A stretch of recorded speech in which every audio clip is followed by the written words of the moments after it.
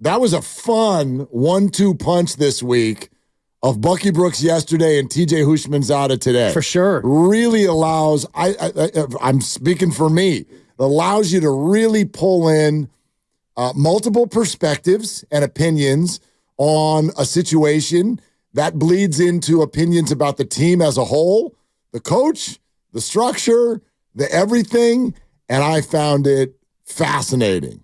And I don't dismiss either of their points and what they had to say.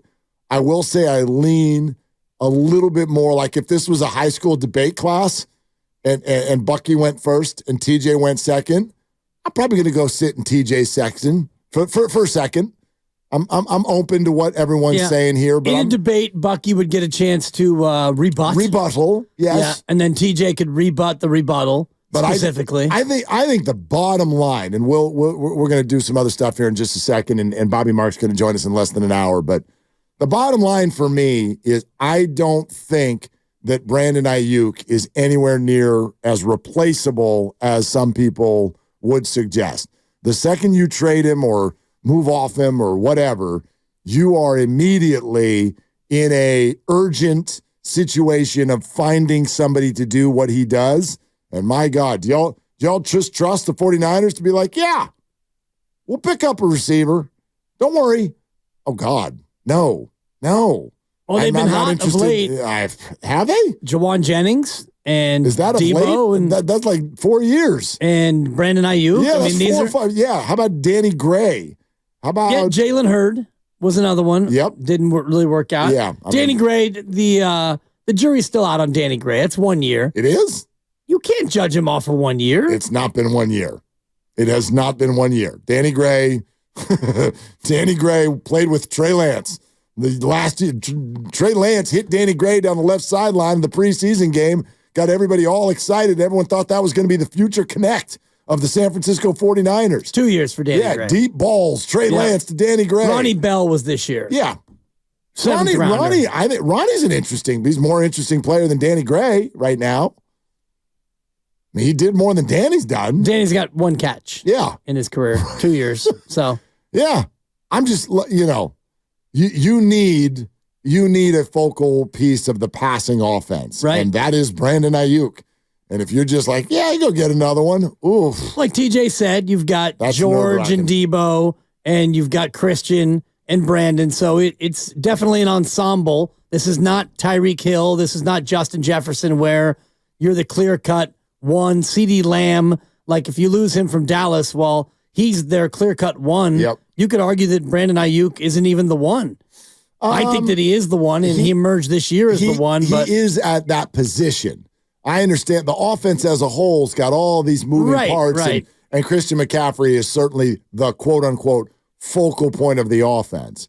I think Brandon Ayuk's the focal point of the passing game.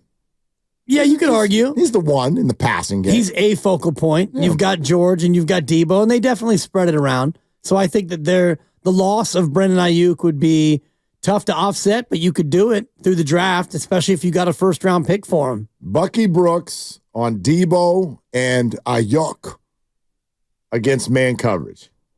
The 49ers have an offense that is all catch and run based, meaning they want to put the ball in the hands of the playmakers and let them run around. Most teams are afraid to play the Niners in man-to-man because of all the pre-snap shifting, all the condensed formations, and all of the myriad of things that Kyle Shanahan does. So what you get is Brandon Aiyuk, Debo Samuel, George Kittle catching the ball in space on the move so they can run and utilize all the punt return skills that are in the background. What I'm saying is when the Chiefs and when other teams like the Cleveland Browns line up and play man-to-man, nose-to-nose, the San Francisco 49ers, that's not their strength in terms of their wide receivers. And so everyone pushed back like, oh, you're saying Brandon Aiyuk sucks. No, he's a good route runner. I'm saying that when we talk about the best of the best, winning one-on-one, him, Debo Samuel, and all those guys, it's been proven. They don't win against the elite corners based on what they did last year. So they have to understand that that's a part of the game that either Cal has to help them get over by stacking and moving and doing some other stuff. You just have to know what they are. They can be elite receivers because, by all accounts, Brandon Aiyuk was an elite receiver last season. But with the route running part of it, particularly against press and man and all those things, it's still an area where they have to win. And before you hit me with the analytics and space and all that other stuff, when you look at the tape, The tape tells you they struggle against man-to-man teams. Oh, I'm not going to hit you with the analytics. I'm going to hit you with TJ, who's your mama? Bucky's wrong. He's wrong. And I know route running, and I'm not going to disrespect Bucky in that way. But when it comes to route running, he's wrong as 2 left feet. BA can run routes with the best of them, create separation with the best of them. I don't watch as much Debo because I don't know Debo that well. I know football. Debo is more of a football player. He may be somewhat correct about Debo. With BA, come on, Bucky, what you watching? Okay. I am not the trained eye that those two are. Of course not, nor am I. But when I listen to both of them talk, TJ's the one who sounds more right to me with the breakdown of what we watch those two receivers do. Like even Bucky putting Brandon and Debo in the same bucket feels wrong.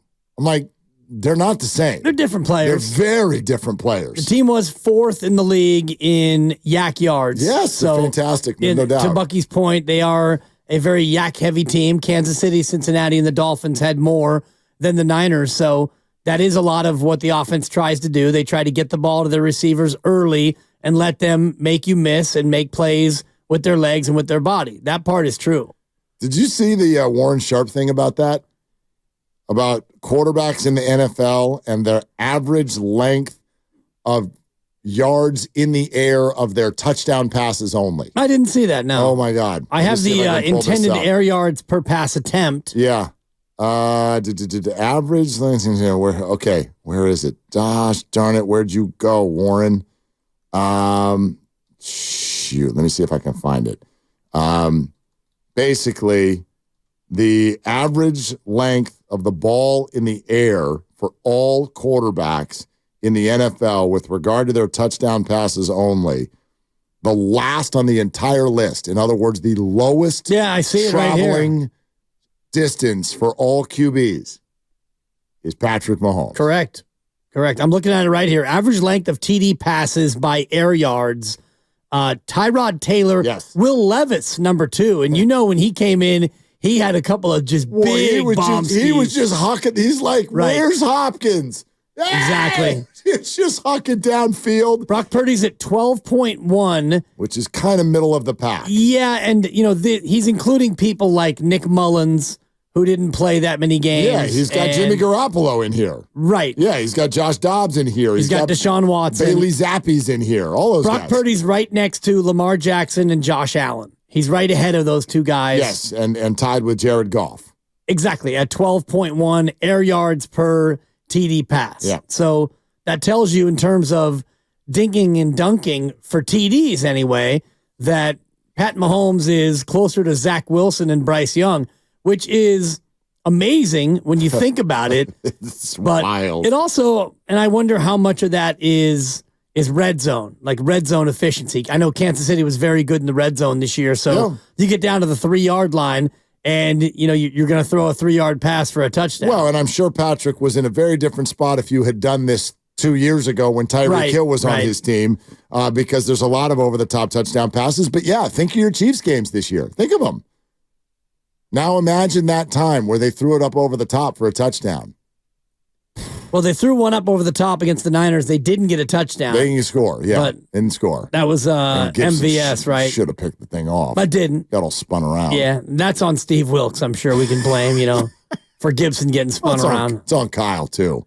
It's not on Deshaun. No. Players make plays. I don't know how players even know where to go without their head coach. Or their defensive coordinator, Do they even know where the stadium is without their head coach? Anyway, we don't need to get into all that. But, it's fascinating. The whole thing is fascinating, and it comes down to 1,000 different scenarios of play calling and the structure of what you're trying to do offensively and who your people are, what the personnel is, what's the defense going against them. So you can, as we know, in the age of analytics, and I think that's what Bucky was getting at, in the age of analytics, we can go find numbers to back what we're trying to say anywhere we want. So Bucky can and TJ can. I try to boil it down to this. Like, I'm watching Brandon Aiyuk play. I think that guy can run a route. I think that guy can beat man coverage. And I would not compare him to Deebo Samuel and say, yeah, these guys are just like, they're great, but they're playmakers. Like, you just need to dump the ball to them and let them do their thing. That's not what Brandon Aiyuk did this year at all. That's not what Brandon Aiyuk does. No. I mean, he led the league, or he was second in the league in yards per catch. That man was down the field, getting open. Right. And yet you look at the Super Bowl, and this is where I differ with TJ in terms of his analysis. I lean more toward Bucky Brooks, and you look at the tape, and I haven't looked at the full game and the all-22, but there were many plays where in the second half, Kansas City took Brandon and Deebo away. And I know some of those plays, Brock didn't have a lot of time, but Spagnuolo made the adjustment, and they took away the two key receivers in that second half, and the Niners offense sputtered.